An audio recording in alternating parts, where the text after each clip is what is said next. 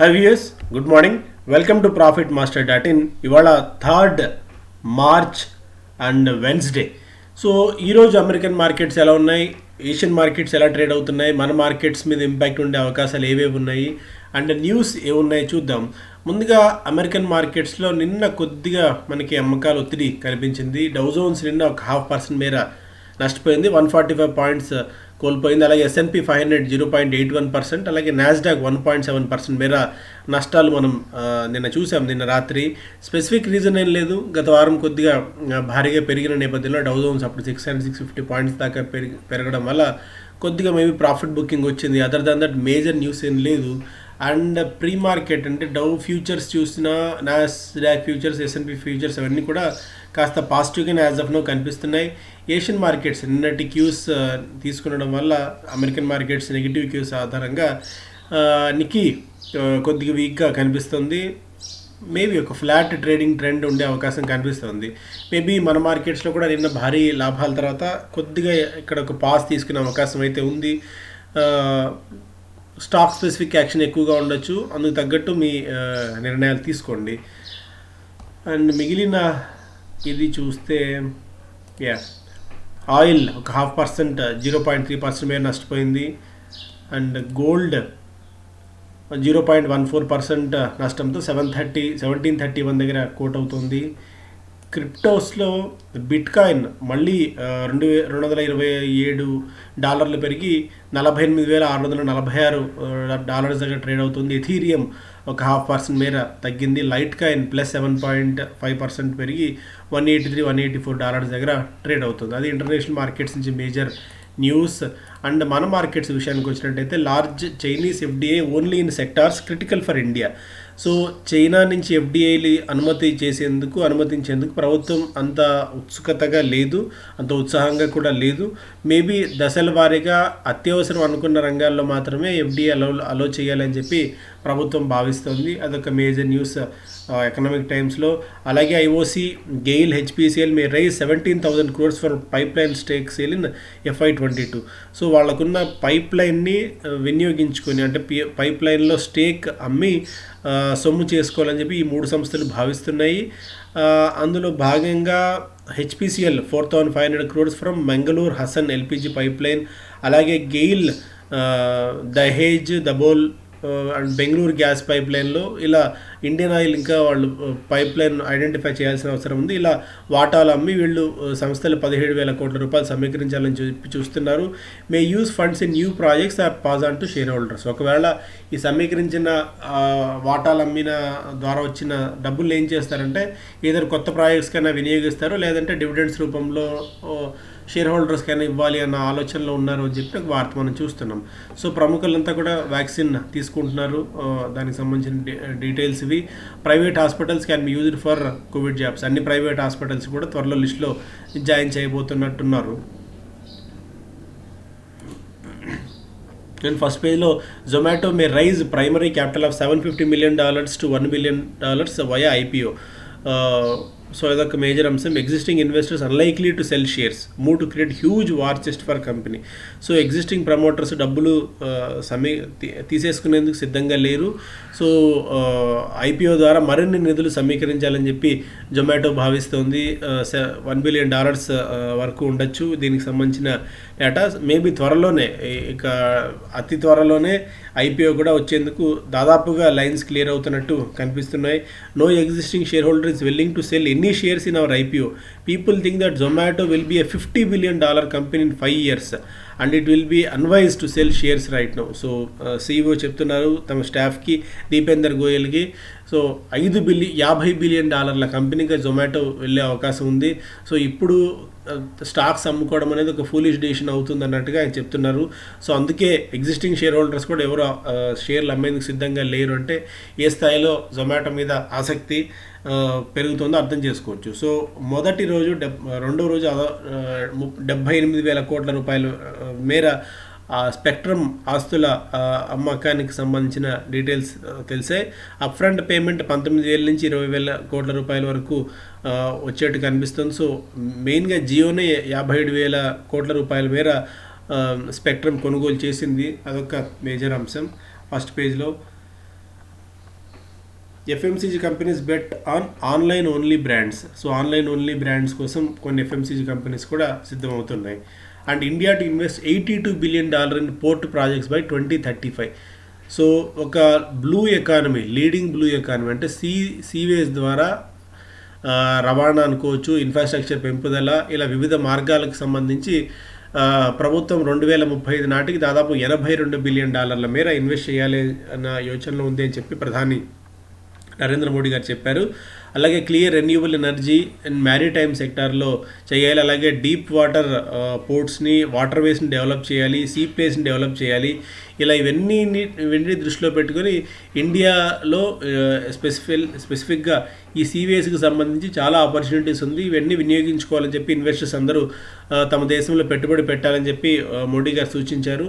So మనకి మెయిన్గా ఇలాంటివన్నీ వస్తే shipping corporation of India, dredging corporation of India PSU సెగ్మెంట్లో, అలాగే మనకి ప్రైవేట్స్ విషయానికి వచ్చినట్టయితే అదాని పోర్ట్స్ లాంటివి మాత్రమే. అంటే స్పెసిఫిక్గా లిస్టింగ్ స్పేస్లో అంత పెద్ద మేజర్ కంపెనీస్ ఏం లేవు మనకి. సో మేబీ రాబోయే రోజుల్లో ఈ కంపెనీస్ లాంగ్ టర్మ్లో బెనిఫిట్ పొందే అవకాశం అయితే ఉంది. Spectrum auction fetches government 78,000 crores already మనం చూసాం. ఇంకొక మేజర్ అంశం ఏంటంటే telcos debt to hit 5 lakh crores by March 22. ఇక్కడ ఒక రిపోర్ట్ చెప్తోంది. సో ఆల్రెడీ నిధుల కటకట ఉంది. ఇప్పుడు మళ్ళీ వేవ్స్ 4G 5G వేవ్స్ ఈ సంస్థలు కొనుగోలు చేయబోతున్నాయి. దీనికోసం మళ్ళీ డబ్బులు పెద్ద ఎత్తున వాళ్ళు వెచ్చించాల్సి ఉంటుంది. ఇవన్నీ కలిపి చూసుకున్నట్టయితే టెలికాం కంపెనీస్ అన్నీ కూడా దాదాపు 5 లక్షల కోట్ల రూపాయల మేర బకాయిల మీద కూర్చుంటాయని చెప్పి ఇక్కడ సూచిస్తుంది. ఒక రకంగా ఇది ఆందోళన కలిగించే విషయమే. సో డెట్స్ పెరిగే కొద్దీ రిస్క్ కూడా పెరుగుతుంది. అండ్ ఒకవేళ ఈ ఇంట్రెస్ట్ రేట్ సైకిల్ కనుక రివర్స్ అయ్యి వడ్డీ రేట్లు మళ్ళీ పెరిగినట్టయితే దాని క్యాస్కేడింగ్ ఎఫెక్ట్ ఈ కంపెనీస్ మీద మరింతగా ఉంటుంది. సో అందుకని టెలికాం కంపెనీస్ సో మన పోర్ట్ఫోలియోలో ఉంచుకోవాలా? సో మేబీ కొద్దిగా షార్ట్ టర్మ్ ఏదైనా గెయిన్స్ వస్తే తీసుకొని ఎగ్జిట్ అవ్వడం బెటర్గా కనిపిస్తుంది. కానీ లాంగ్ టర్మ్ పెట్టుకొని ఒక అద్భుతాలు సృష్టించే అవకాశం అయితే లేదు అని చెప్పి టెలికాం సెక్టార్లో ముందు నుంచి అనలిస్టులు అదే భావంతో ఉన్నారు. మేబీ కొద్దిగా ఎయిర్టెల్ మీద తమ వాదన మధ్య మారింది. బట్ స్టిల్ ఈ డెట్స్ ఇవన్నీ చూసుకున్నట్టయితే లాంగ్ టర్మ్లో పోర్ట్ఫోలియోలో అంత గొప్పగా ఉంచుకోవాల్సిన స్టాక్స్గా దీన్ని నేను చెప్పుకునేట్లేం మనం. And government plans OFS to sell 16% in Ircon. So ఇర్కాన్లో 16% మేర వాటాన్ని అమ్మాలని చెప్పి చూస్తుంది ప్రభుత్వం ఆఫర్ ఫర్ సేల్ ద్వారా. సో ద ఫ్లోర్ ప్రైస్ $88 దాకా నిర్ణయించారు. ఆల్రెడీ నిన్న క్లోజ్ అయిన $98 ప్రైస్కి $10 డిస్కౌంట్తో ఈ స్టాక్స్ అమ్మబోతున్నారు. అదొక అంశం. అలాగే ఎంటార్ $180 కోట్ల మేర సమీకరించింది యాంకర్ ఇన్వెస్టర్స్ నుంచి. 15 మంది యాంకర్ ఇన్వెస్టర్స్ ఉన్నారు. ఆఫర్ ఇనిషియల్ పబ్లిక్ ఆఫర్లో సేల్ ద్వారా ముందే అలాట్మెంట్ వీళ్ళకి చేశారు. ఇలా తీసుకున్న కంపెనీల్లో యాంకర్ ఇన్వెస్టర్స్ కంపెనీలో Nomura funds, Ireland, Jupiter South Asia investment, White Oak Capital, Goldman సాక్స్, అలాగే డొమెస్టిక్ మ్యూచువల్ ఫండ్స్లో SBI, Axis, ICICI, HDFC, Birla Sun Life, Kotak Mahindra, Nippon, Franklin Templeton, Sundaram Invesco లాంటి సంస్థలు ఉన్నాయి. మేజర్గా SBI and Axis mutual funds 13.67% మేర వాటా అంటే తీసుకున్న వాటిలో అలొకేషన్ వాళ్ళకి జరిగింది. ఓవరాల్ ఈ 180 crores రెండు సంస్థలు దాదాపు 25 కోట్ల రూపాయల చొప్పున తీసుకున్నాయి స్టాక్స్ని. లక్ష్మీ ఆర్గానిక్స్ 200 కోట్ల రూపాయలు సమీకరించింది. త్వరలో IPOకి రాబోతున్న కంపెనీది. ప్రీ ప్లేస్మెంట్ అలాట్మెంట్ కంపెనీ చేసింది. అలాగే traders add shorts in banks, telcos. So shorts add చేసుకుంటున్నారు బ్యాంక్స్ అండ్ టెలికాం కంపెనీస్లో. సో బ్యాంక్ ఆఫ్ బరోడాలో ఓపెన్ ఇంట్రెస్ట్ మార్చ్ సిరీస్లో 46% దాకా పెరిగింది. అండ్ ఇండస్ టవర్స్లో 34%, భారతీ ఎయిర్టెల్లో 26%, సెయిల్లో 46% అండ్ BPCLలో 23% వరకు ఓపెన్ ఇంట్రెస్ట్ పెరిగింది. అలాగే stand by India, US Congress mens to Biden administration. We cannot allow China to dominate the region through force and intimidation.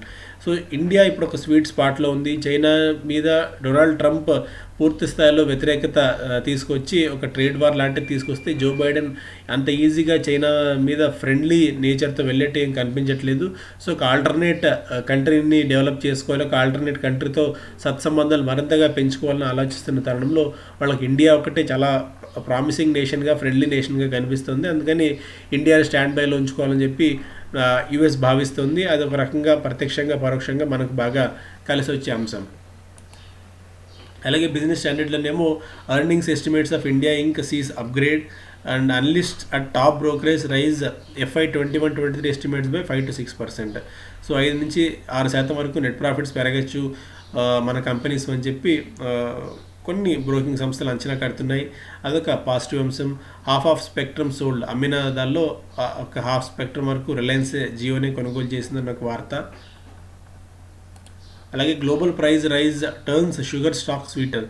So మనకి షుగర్ స్టాక్స్కి సంబంధించి shares of top producers are up 19 to 30% 2 వీక్స్లో sugar stocks బాగా పెరిగాయి. ఒకటి surplus issues, మనకి supply issues ఉన్నాయి.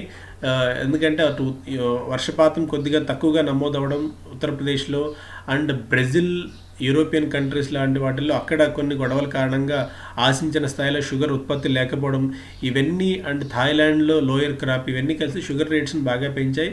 అందువల్ల మేబీ ఈ షుగర్ సైకిల్లో మళ్ళీ షుగర్ రేట్స్ కొద్దిగా పెరిగే అవకాశం కనిపిస్తుంది. దానివల్ల ఈ స్టాక్స్ కూడా పరోక్షంగా లాభపడతాయి.